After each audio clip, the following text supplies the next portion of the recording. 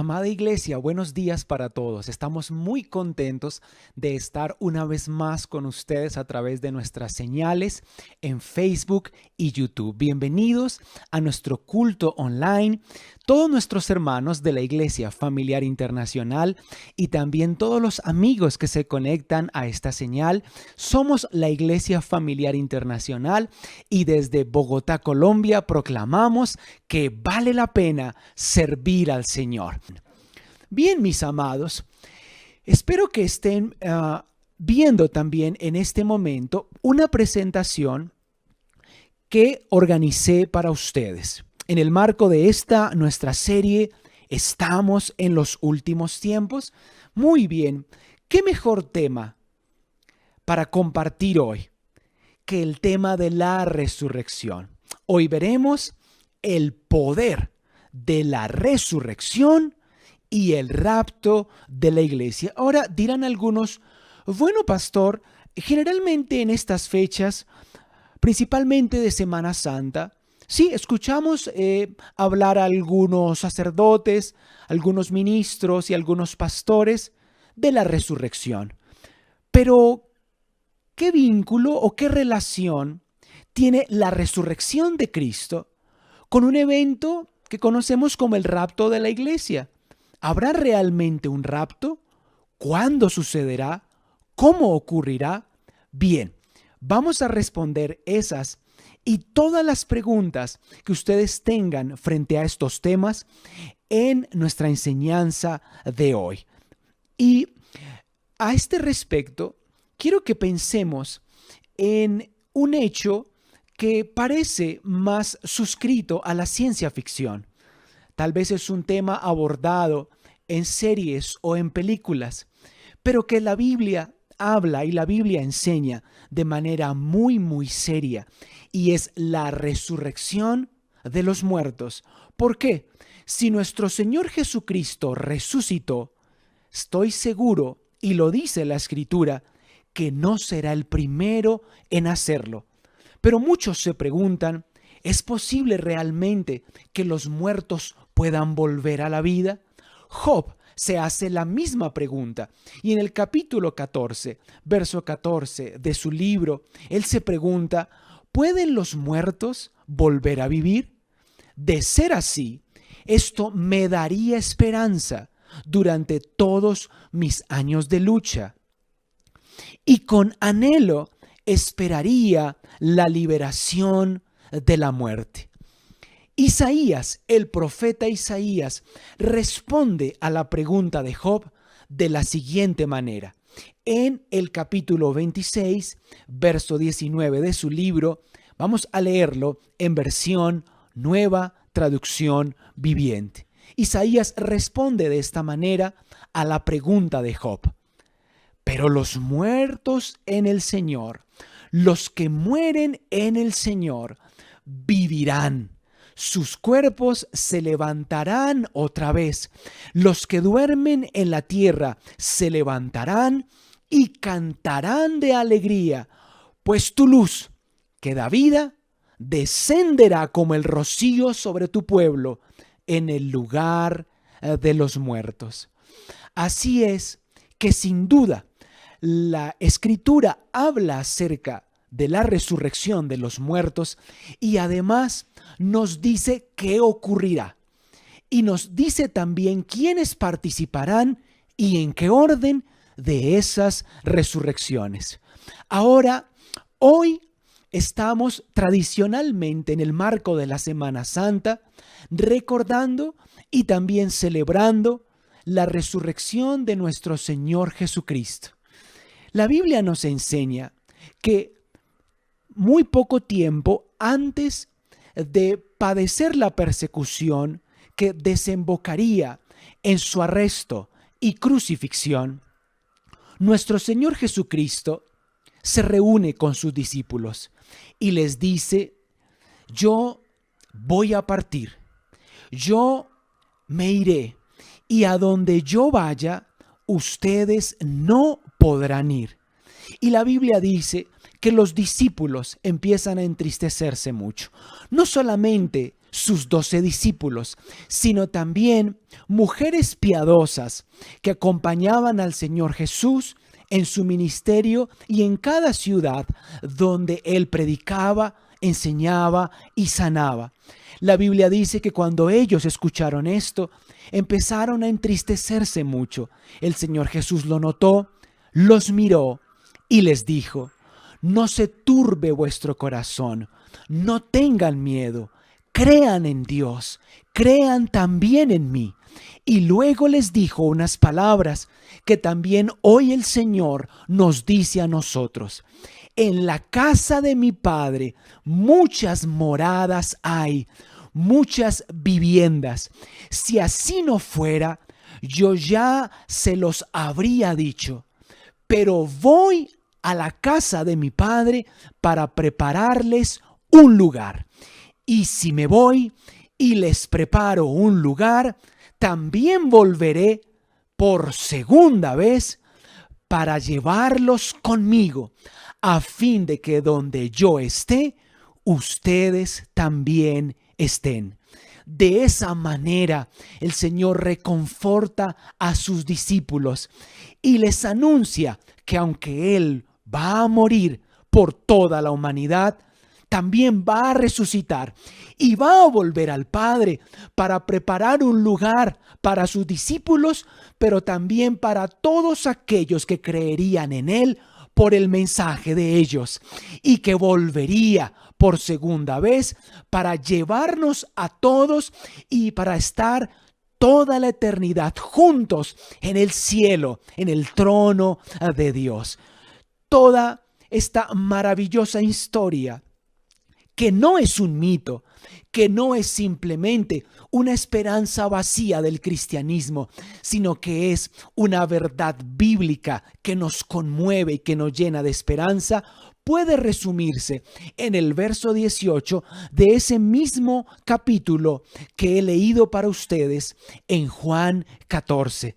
Todo lo que el Señor Jesús compartió en aquella ocasión a sus discípulos se resume en estas palabras: no los dejaré huérfanos, volveré a ustedes. Los invito que allí en casa se miren unos a otros y se digan esto: Jesús prometió que no nos dejaría huérfanos, que Él volvería por nosotros. ¿No les parece una promesa maravillosa?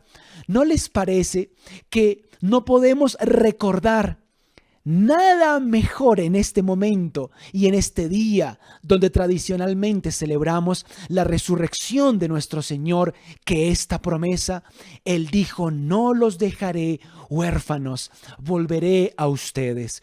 Pues las Escrituras nos enseñan que poco tiempo después nuestro Señor Jesucristo fue capturado y pasó toda una noche sufriendo juicios injustos. La Biblia dice que lo ataron, también que lo vendaron. Algunos lo escupían, otros lo abofeteaban y le daban puños en su rostro. Dice la Escritura que cuando amaneció, también compareció ante las autoridades romanas. Luego dice que Pilato lo envió a los soldados romanos para que lo latigaran. Dice la Biblia que él fue azotado con un látigo que tenía puntas de plomo. Además de eso, estos soldados pusieron una corona de espinos en la cabeza de nuestro Señor y golpeaban su cabeza con varas de madera. Luego tuvo que cargar su propia cruz hasta el Gólgota, el lugar llamado la calavera. Dice la Escritura que allí fue clavado en un madero. Sus manos y sus pies fueron atravesadas y fue crucificado junto con otros 2 hombres. Su crucifixión comenzó a las 9 de la mañana. Nuestro pastor nos compartió, Marco Fidel Ramírez nos compartió el viernes las 7 palabras que nuestro Señor compartió en la cruz. Dice la Biblia que a las 12 del mediodía toda la tierra se oscureció e inmediatamente empezaron a ocurrir cosas sorprendentes. A las 3 de la tarde, dice la Biblia, que nuestro Señor Jesucristo, con su último aliento, gritó: Padre, en tus manos encomiendo mi espíritu. Todo había sido consumado. La tierra estaba en tinieblas. Dice la Escritura que cuando nuestro Señor Jesucristo murió, la tierra se sacudió violentamente. Ocurrió un gran terremoto. El velo que estaba en el templo se rasgó en dos, y los soldados romanos y las mujeres que estaban allí presenciando la crucifixión y muerte del Señor, dijeron: en verdad, este era el Hijo de Dios. Sin embargo, la Escritura nos dice que él repetidas veces, mientras estaba con sus discípulos, anunció que él moriría, pero que no sería el final, que él resucitaría. Y efectivamente, eso ocurrió exactamente 3 días y 3 noches después. Él volvió a la vida, y por eso hoy nosotros, a la luz de esta revelación, debemos responder 3 preguntas fundamentales. Preguntas que responderemos a partir de lo expuesto en las Escrituras. La primera de esas preguntas es: ¿por qué la resurrección de Jesucristo es tan importante para nuestra fe cristiana? De hecho, la palabra dice que nuestro Señor Jesucristo dijo de sí mismo: yo soy la resurrección y la vida. El que cree en mí, aunque esté muerto, vivirá. Bueno, pues entonces, aquel que prometió resurrección a aquellos que habrían de creer en él, ¿no también resucitaría? La Biblia nos habla acerca de esto y de la importancia que tiene para nosotros hoy que él, después de 3 días y 3 noches, haya vuelto a la vida. También responderemos otra pregunta muy inquietante y mucho más en tiempos como este. ¿Qué es el rapto de la iglesia y por qué lo vinculamos con la resurrección de Cristo? Muchos se preguntan: bueno, ¿y qué es esa doctrina del rapto de la iglesia? ¿Qué es? ¿Cuándo ocurrirá? ¿Dónde? ¿Quiénes intervendrán en ese suceso? ¿Y por qué debe ocurrir tal cosa como un rapto? Hoy lo veremos, y además también veremos por qué esta palabra está vinculada a la resurrección de nuestro Señor Jesucristo. Permítanme anticiparles algo. Romanos capítulo 8, verso 11 dice que el Espíritu Santo, el mismo Espíritu que levantó de los muertos a Jesús, habita en nosotros, en la iglesia. ¿Ven ustedes la relación y el vínculo entre la resurrección de Jesús y el rapto de la iglesia? Y en tercer lugar, responderemos a este interrogante: ¿por qué el rapto o traslado de la iglesia es un evento trascendental vinculado a los sucesos que ocurrirán en los últimos tiempos? Respondamos ahora, a la luz de las Escrituras, la primera de estas 3 preguntas. ¿Por qué es tan importante para la fe cristiana que Jesús de Nazaret haya resucitado? La Biblia habla de esto y encontramos la respuesta en la primera carta del apóstol Pablo a los Corintios, en el capítulo 15, versos 16 al 19, leemos: si los muertos no resucitan, entonces Cristo tampoco ha resucitado. Vean conmigo el verso 17. Y si Cristo no ha resucitado, su fe, iglesia, y la mía y la de todos los creyentes estos últimos 2000 años no vale para nada, y todavía somos culpables de nuestros pecados. Verso 18. Además, los que murieron creyendo en Cristo también están perdidos. Si nuestra esperanza en Cristo es solo para esta vida, entonces somos los seres humanos más dignos de lástima. Pero gracias a Dios por el verso 20. Miren lo que dice la Escritura. Pero en realidad, Cristo ha resucitado y fue el primero de todos los que serán resucitados de la muerte. ¿Cuántos dicen amén y recogen en su corazón esa gloriosa promesa? Ahora, mis amados, ¿cómo entendemos nosotros el rapto de la iglesia a la luz de la resurrección de Cristo? Quiero que en primer lugar nosotros respondamos una pregunta cuya respuesta ofrece el apóstol Pedro en su primera carta, Primera de Pedro, capítulo 1, versos 3 al 5. Nos preguntamos si habrá un rapto que ocurrirá segundos después de una resurrección. ¿Cuándo ocurrirá este rapto? Pedro nos dice en su primera carta, en el capítulo 3, capítulo 1, versos 3 al 5, alabado sea Dios, Padre de nuestro Señor Jesucristo, por su gran misericordia nos ha hecho nacer de nuevo mediante la resurrección de Jesucristo.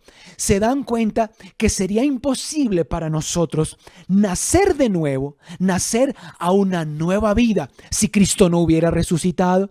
Ahora miren lo que dice la palabra.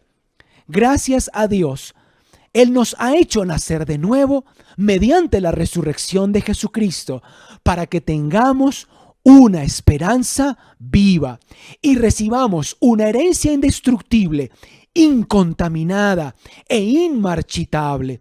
Tal herencia está reservada en el cielo para ustedes y para nosotros. Verso 5, a quienes el poder de Dios protege mediante la fe hasta que llegue la salvación que se ha de revelar en los últimos tiempos. ¿Cuándo, iglesia? En los últimos tiempos. Así Pedro responde a la pregunta de cuándo ocurrirá este rapto de la iglesia. También nuestro Señor Jesucristo habló del asunto. En Juan capítulo 5, verso 28, Él nos dijo, no se sorprendan tanto, porque ciertamente ya se acerca el tiempo. Digan todos conmigo en casa, se acerca el tiempo en que todos los que están en las tumbas oirán la voz del Hijo de Dios. Ahora, ¿cuándo ocurrirá esto? Para eso, mis hermanos, es de vital importancia que nos remitamos a una de las doctrinas más fascinantes, aunque todas lo son, de la Escritura, la doctrina de las 7 grandes dispensaciones que bosquejan 7,000 años de historia del ser humano. A partir de esta doctrina podemos ver que la historia de la humanidad comenzó con una dispensación o con un trato de Dios con el hombre, con un periodo de tiempo que conocemos como la dispensación de la inocencia. Luego tuvo lugar la dispensación de la conciencia, cuando el hombre, después del pecado, tuvo conciencia de lo bueno y lo malo. Vino después la dispensación del gobierno humano. Lo están viendo en sus pantallas en el esquema que quiero compartir. Luego vemos la dispensación de la promesa, la dispensación de la ley, la dispensación de la gracia y la 7ª y última dispensación, la dispensación del reino milenial.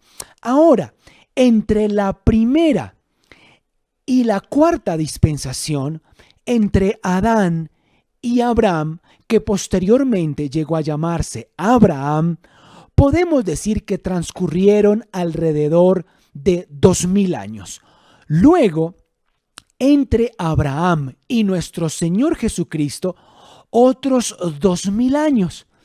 Desde el ministerio de nuestro Señor Jesucristo, su muerte y su resurrección, y luego 50 días después, la manifestación, el advenimiento de la tercera persona de la Trinidad, Dios Espíritu Santo, hasta nuestros días, han transcurrido aproximadamente 2000 años. Estamos hoy en el año 2020 después de Cristo.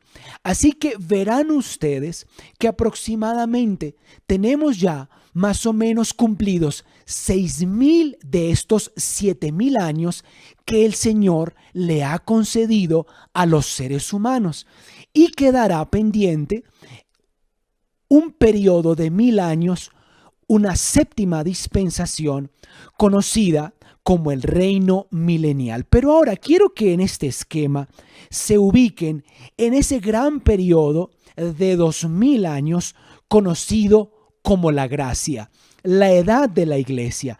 Vemos que al final de este periodo, y ya está terminando, ocurrirá un suceso que la Biblia llama el día de Cristo, también el arrebatamiento, el rapto o el traslado de la iglesia.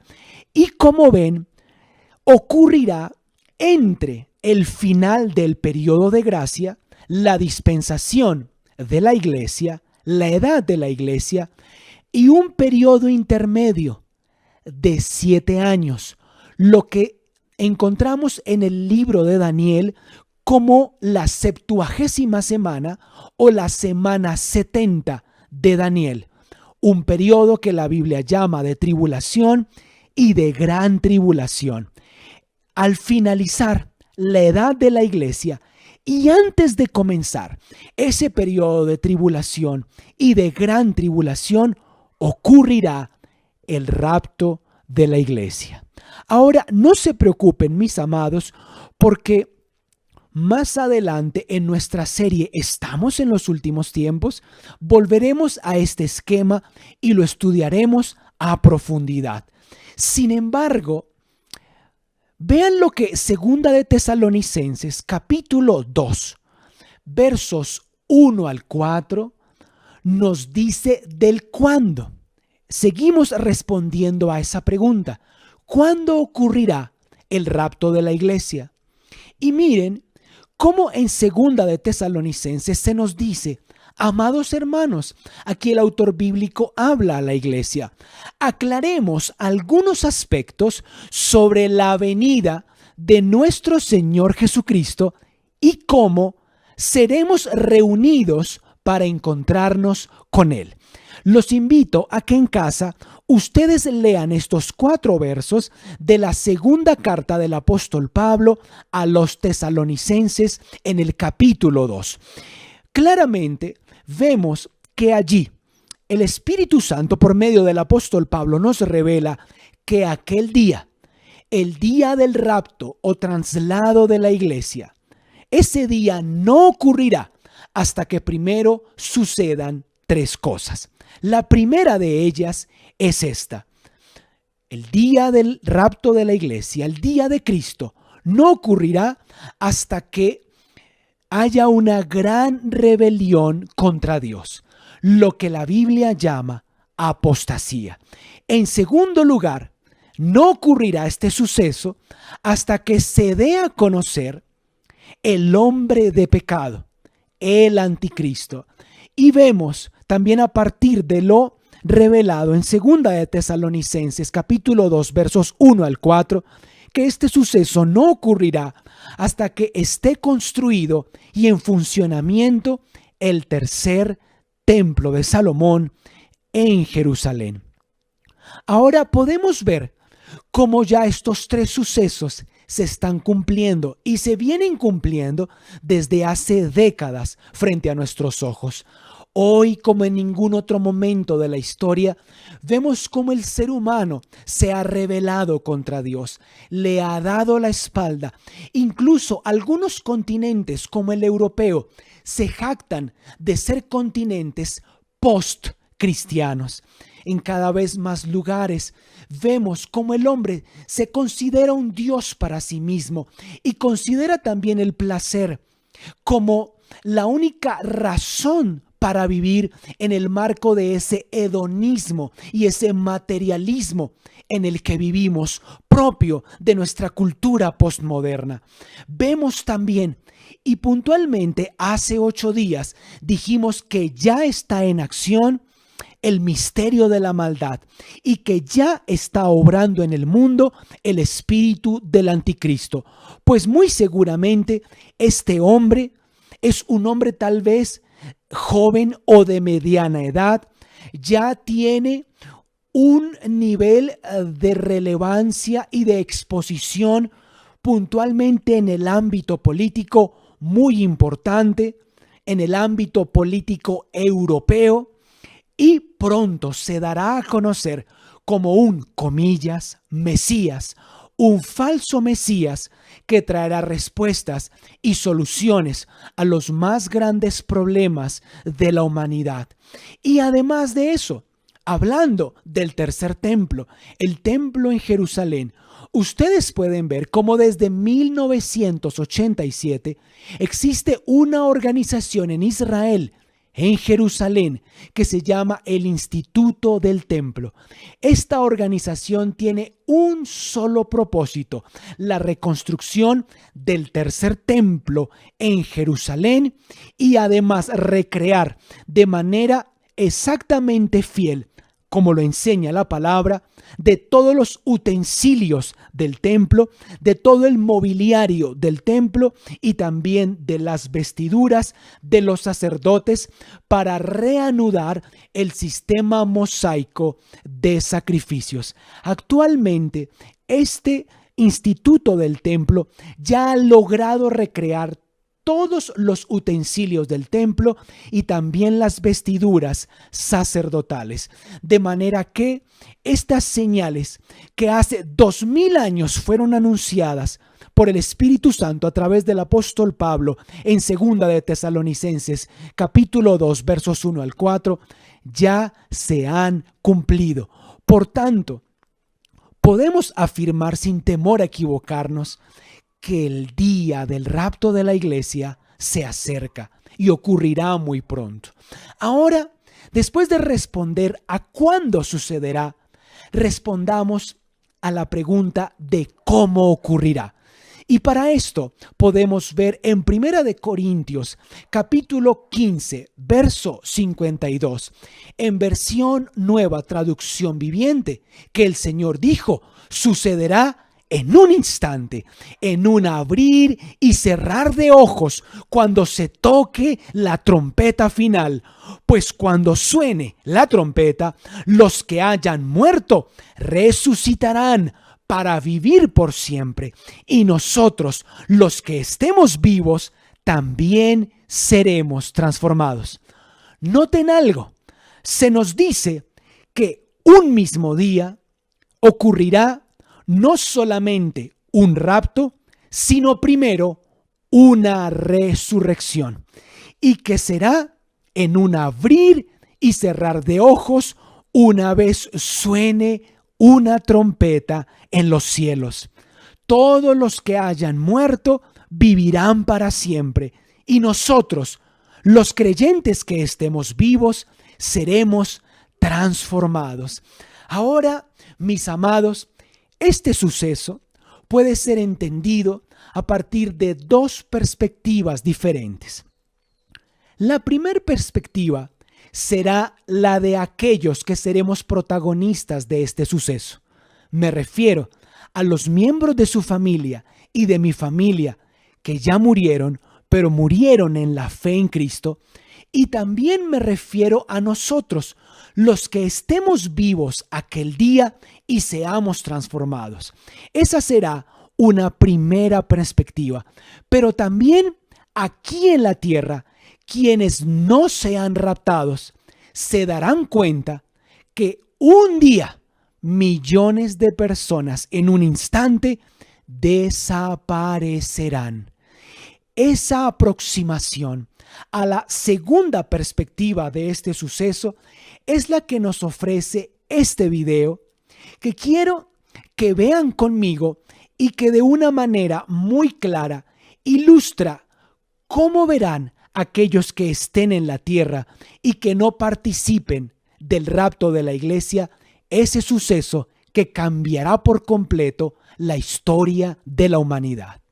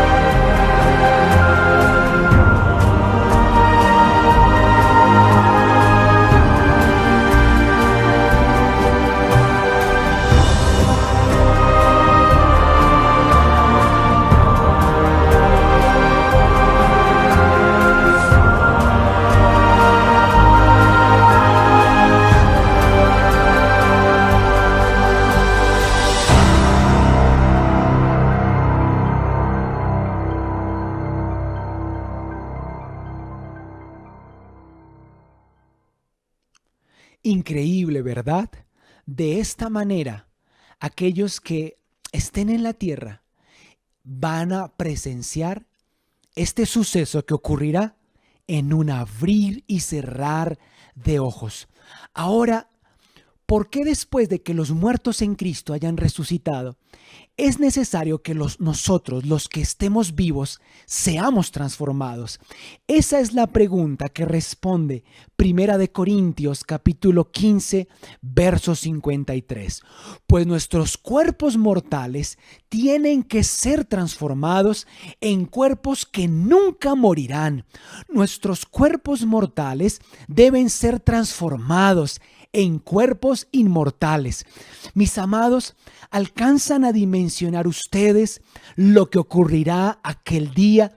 La Biblia está diciendo que en un abrir y cerrar de ojos, nuestro cuerpo mortal será transformado en un cuerpo inmortal, un cuerpo que no envejecerá, un cuerpo que no sufrirá dolor, un cuerpo que no será susceptible a agentes patógenos. Ningún virus, ningún coronavirus, ninguna bacteria, ninguna peste, ninguna plaga podrá hacernos daño, porque nuestro cuerpo mortal será revestido en el rapto de la iglesia de inmortalidad. Así que tendremos un cuerpo glorioso, un cuerpo apto para la eternidad.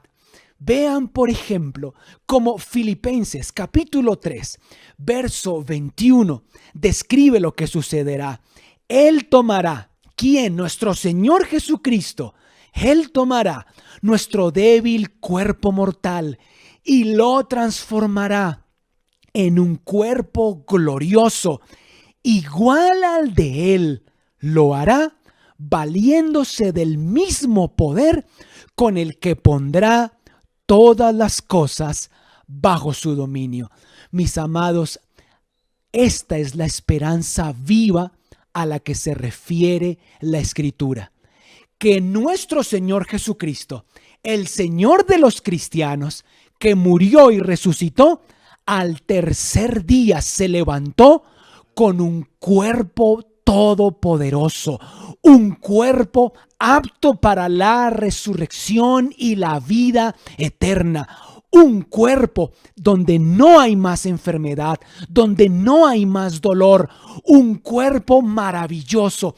Pero esa esperanza no es solamente para aquellos que en el ministerio de Jesús recibieron esta promesa, sino también para todos nosotros los que hemos creído en Él. El Señor Jesucristo nos dará también ese mismo cuerpo, esa misma investidura espiritual, para que podamos estar con Él en el cielo por toda la eternidad. Esto es fascinante y nos emociona, mis amados. Por eso es que este es un tiempo de salvación, un tiempo para creer que Él volverá y que tomará para sí a los que hayan muerto, viviendo y confiando en Él, y también nosotros, los que estemos vivos. Algunos se preguntarán, ¿dónde ocurrirá esto? Primera de Tesalonicenses 4:16 responde esta pregunta. Veamos, el Señor mismo, nuestro Señor Jesús, vendrá en los cielos. En ese momento dará su orden con voz de mando, con voz de arcángel y con trompeta de Dios. Sonará la trompeta de Dios y los que hayan muerto en Cristo resucitarán primero. Tenemos aquí una ilustración gloriosa de lo que en ese momento sucederá. La Biblia dice que 40 días después de la resurrección, nuestro Señor Jesucristo ascendió a la vista de todos sus discípulos desde el monte de los olivos al cielo. La Biblia dice que sus discípulos pudieron ver cuando Él ascendió, y luego 2 hombres con vestiduras blancas los miraron desde la tierra y les dijeron: ¿por qué miran al cielo? Este mismo Jesús que habéis visto irse volverá. Esa es nuestra esperanza. Pero en el día del rapto de la iglesia, nuestro Señor, que hoy está sentado a la diestra del Padre, se levantará. Y dice la Escritura que descenderá al sonido de la trompeta final. Primera de Tesalonicenses capítulo 4 verso 17 nos dice también que luego nosotros, los que estemos vivos en ese momento, subiremos a las nubes. ¿Dónde subiremos? A las nubes con los resucitados para encontrarnos con el Señor en el aire. Díganme, ¿dónde nos encontraremos con el Señor? En el aire. Y así estaremos con el Señor para siempre. Ahora, mis amados, uno de los más grandes sueños que todos alguna vez hemos tenido como niños se cumplirá ese día. La Biblia no dice que el Señor enviará a ángeles para que nos recojan. Tampoco dice que vamos a tener tiquetes para aerocelestial. No dice eso. La Biblia dice que en un instante seremos transformados y entonces ocurrirá algo sorprendente. Ese cuerpo que recibiremos tendrá tal gloria y tal poder como el que tiene hoy nuestro Salvador, que aún empezaremos a romper las leyes de la física y empezaremos a elevarnos para encontrarnos con el Señor en el aire. Él estará allí. La Biblia dice que sus pies no se afirmarán en el suelo. Él no descenderá, pero sí nos esperará en las nubes del cielo. Vamos a volar ese día glorioso, mis amados. Y es por esto que hay una segunda perspectiva de lo que ocurrirá. Y me puse a pensar, ¿cómo puedo ilustrar para mis hermanos este suceso glorioso? Tal vez dirán algunos: pastor, seguramente quienes alguna vez se han lanzado de un avión con un paracaídas han experimentado una sensación como esta. Puede ser, De alguna manera esto puede asemejarse, pero recuerden que el día del rapto de la iglesia nosotros no vamos a descender, sino que vamos a ascender. Desde la tierra vamos a subir a los cielos. Y tal vez la experiencia humana que más se acerca a este suceso es la de los pilotos de aviones de combate. Así que quiero invitarlos a que vean este breve video que nos muestra desde la cabina del piloto la experiencia de un piloto de F-35, un avión de combate de fabricación norteamericana, y cómo cuando asciende, poco a poco se ve cómo la Tierra se hace cada vez más pequeña y cómo se acerca más a las nubes. Vean conmigo este video.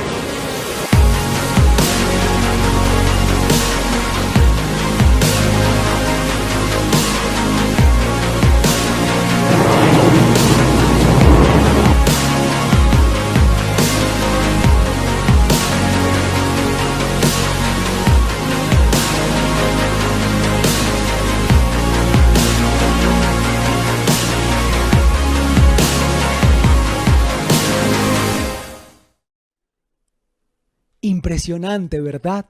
De la misma manera, ese día nosotros vamos a empezar a elevarnos 5 metros, 10 metros, 20 metros, 50 metros. ¿Pueden imaginarse ustedes las sensaciones que van a invadir nuestro corazón cuando ese momento llegue? Será fascinante.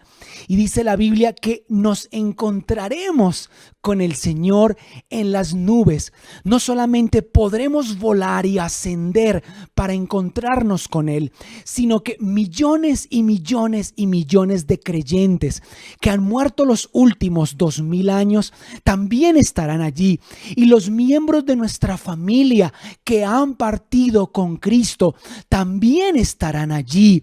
Mi abuelo Otoniel, mi abuelita Rosita estarán allí.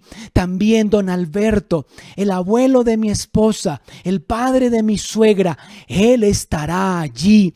Alvarito, tu esposa, nuestra amada Aureismenia, también estará allí. Y todos los santos de todas las épocas y de todos los lugares del mundo nos reuniremos con el Señor en las nubes. Por eso Filipenses 3:20 dice: nosotros somos ciudadanos del cielo, donde vive el Señor Jesucristo, y esperamos con mucho anhelo que Él regrese como nuestro Salvador. Así es. Ahora estamos terminando, mis amados. Algunos se preguntarán: bueno, pastor, ya entiendo un poco más eso de la resurrección de los muertos y del rapto de la iglesia. Pero, ¿quiénes finalmente participarán de ese suceso? Quiero leer para ustedes una parte del libro El triunfo del crucificado del teólogo alemán Erich Sauer. Él nos habla acerca de quiénes participarán de esta resurrección y de este rapto. Y nos dice: el día del rapto de la iglesia, todos los miembros se unirán los unos con los otros, ya que los que viven serán arrebatados juntamente con aquellos que habrán muerto en cuanto al cuerpo, y por vez primera se verá en su armonioso conjunto la iglesia de todos los tiempos y de todas las tierras, pero no sobre la tierra, sino en el aire. En este gran acontecimiento habrá un ascenso de millones de santos atraídos por la santa potencia de Dios, quienes llenarán las regiones celestes de sus aleluyas. ¿Y cuántos dicen desde casa aleluya? Gloria al Señor. Ahora, mis amados, quiero que vean esta imagen, estas imágenes en su pantalla, porque hace algunos meses tuve la oportunidad puntualmente de ver la pintura del centro en redes sociales y me sorprendió mucho, porque el título y el nombre de esa pintura es El primer día en el cielo. ¿Saben algo? Nuestro primer día en el cielo será en las nubes, donde millones de santos, nuestra familia que creyó en Cristo y murió en esa fe, y todos nosotros estaremos allí, viendo a nuestro Señor y Salvador. Ahora, ¿no hemos esperado toda la vida este momento, este encuentro con Él? ¿Qué haremos cuando por fin podamos verlo? Cuando veamos sus manos y sus pies, manteniendo las marcas de su sacrificio eterno. Tal vez millones nos postraremos simultáneamente y oraremos y daremos gracias a Él. Otros seguramente correremos a sus brazos por habernos salvado de una manera tan gloriosa, de una manera tan maravillosa. Por eso es que Él es el Señor.